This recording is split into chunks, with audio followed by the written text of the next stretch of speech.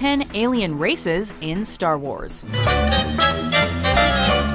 For this list, we're looking at the most memorable, iconic, and coolest non-human species that inhabit a galaxy far, far away.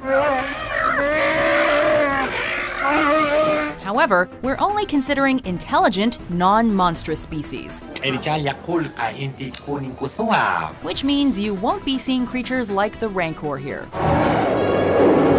Number 10. Togruitans. No, Ezra, don't! Colorfully designed, war-hungry beings from the planet Sheely, Togruitans are easily identifiable due to their unique appearance, which includes pointed montrals on their heads, and skin that comes in a variety of tones, colors, and designs. Although I don't agree with his sentiment, Brick isn't wrong. These cadets are far from ready. While Togruitans work better in groups, several notable individual members of the species still stick out solo in the vast galaxy. These include Jedi Master Shaak Ti, who was a general during the Clone Wars, and Ahsoka Tano, who was the Padawan of Anakin Skywalker during the Clone Wars, but was forced to turn against him during the early days of the Rebellion. If you want to finish our fight, you'll have to deal with him first. Number 9. Ewoks.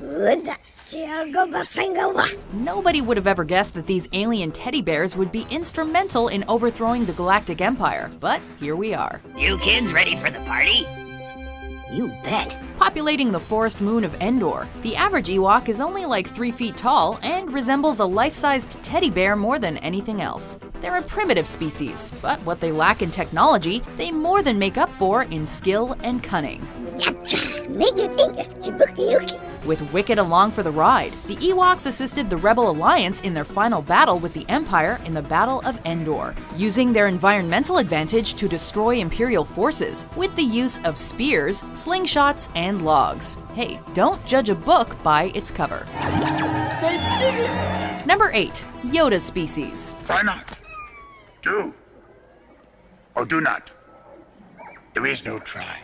Frustratingly little is known about the species to which Yoda, one of the greatest Jedi Masters of all time, belongs. Only 2 of them have made appearances in the Star Wars canon. There was Yoda himself and the female Jedi Master, Yaddle. What is confirmed is that members of Yoda's species are tiny in stature, force-sensitive, have green skin and 3 fingers, and can live a life that spans centuries. After all, Master Yoda died at the ripe old age of 900. Pass on what you have learned. No. Regardless of the lack of information, the mystery that shrouds this beloved alien species only adds to his status as a legendary figure among the Jedi. May the Force be with you.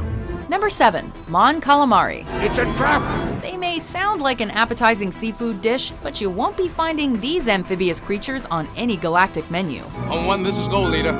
It's all right. All craft prepare to retreat. Originating from the planet Mon Cala, a world they cohabitated with fellow aquatic creatures, the Quarren. Members of the species are built like giant fish with their large eyes and long webbed fingers. Because of this, they thrive in the water, able to live there for extended periods of time. It's only a matter of time before they launch another assault. Perhaps the most famous member of the species was Admiral Akbar, who played a major role in the Rebel victory at the Battle of Endor, as well as the Resistance victory at the Battle of Starkiller Base.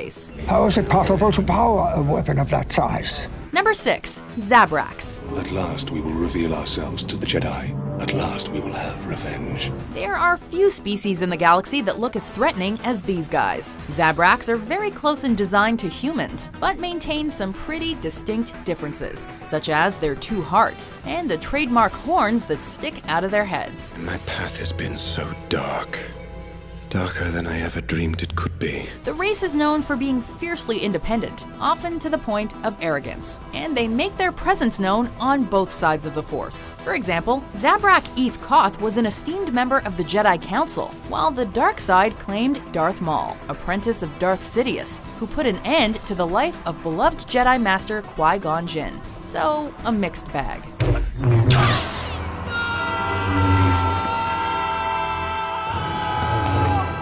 Number 5. Hutts. The great Jabba the Hutt has decreed that you are to be terminated immediately. Good, I hate long waits. Nothing says gangster like a giant space slug. Native to the planet Nalhutta, the Hutts could mostly be found on Tatooine, where they ran the massive Hutt clan crime syndicate. Now Skywalker is coming here to finish his true mission, to wipe out the entire Hutt clan. Since the Republic basically had no influence there, the Hutts more or less ran the planet, profiting through illegal activities like smuggling, gambling, and slavery, appropriately ugly exploits to match their hideous physiques. 15,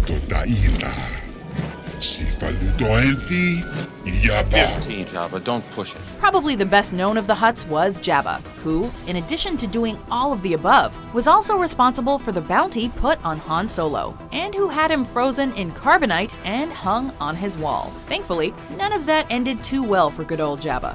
Second thought, let's pass on that, huh? Number 4. Tusken Raiders, also known as Sand People. There are several creatures approaching from the southeast. Sand people. A race indigenous to Tatooine, these creatures live by even fewer rules than the Hutts, and are easily identified by the large gaffy sticks they carry around, as well as their distinctive desert garb. The species' greatest claims to fame? They've shot at participants in the Boonta Eve pod race, were responsible for the kidnapping and torture of Shmi Skywalker, and, years later, almost made sure that Luke Skywalker would never become the galaxy's new hope by attacking him when he went to look for R2-D2. Then again, these events were responsible for bringing Luke and Obi-Wan Kenobi together, so at least we can thank them for that. Rest easy, son. You've had a busy day. You're fortunate to be all in one piece.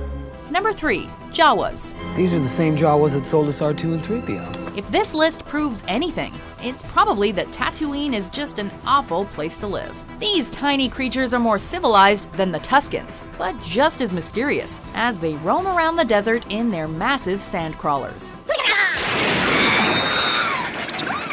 We never see what they look like under their hoods, but they spend their lives as scavengers, roaming around in search of scrap metal or droids that they can pawn off on gullible Tatooinians. One of these gullible Tatooinians happens to be moisture farmer Owen Lars, who decides to buy 2 droids that the Jawas had captured, a transaction that just so happens to set in motion the events that lead to the downfall of the evil empire. Guess Jawas are good for something. I have no need for a protocol droid. Of course you haven't, sir. Not in an environment such as this. Number 2. Twi'leks. Stop you scaring her. Originating from the outer rim planet of Ryloth, the Twi'leks are one of the most unique species you'll find in the galaxy. Their appearance is defined by a variety of different skin colors, including white, green, and blue, and of course the 2 tentacles that protrude from their skulls, called Leku. Known for their grace and beauty, Twi'leks are found all over the galaxy, including on the Jedi Council, where they're represented by Master Ila Sakura. Of course, there were also 2 in the service of Jabba the Hutt. They Jabba no bother. One was the weak-minded Bib Fortuna, Jabba's right-hand man for years. The other was an exotic dancer named Ula, who met a gruesome death at the hands of the Rancor. Before we unveil our number 1 pick, here are some honorable mentions.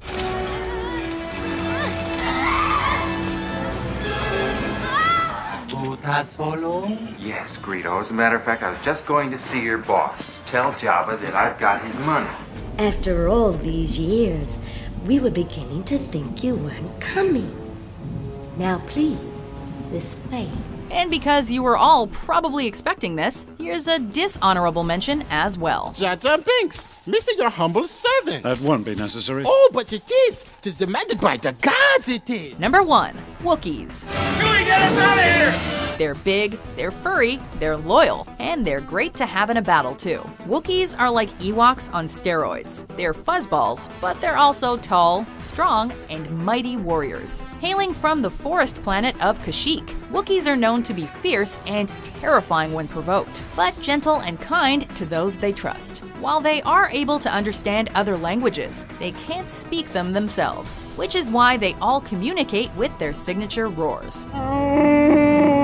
Among the most legendary Wookiees were Tarful, a general during the Clone Wars, and of course Chewbacca, co-pilot of the Millennium Falcon and loyal friend to Han Solo. Great, Chewie. Great. Always thinking with your stomach. The only downside to Wookiee culture? Life Day. Just don't ask. Happy Life Day.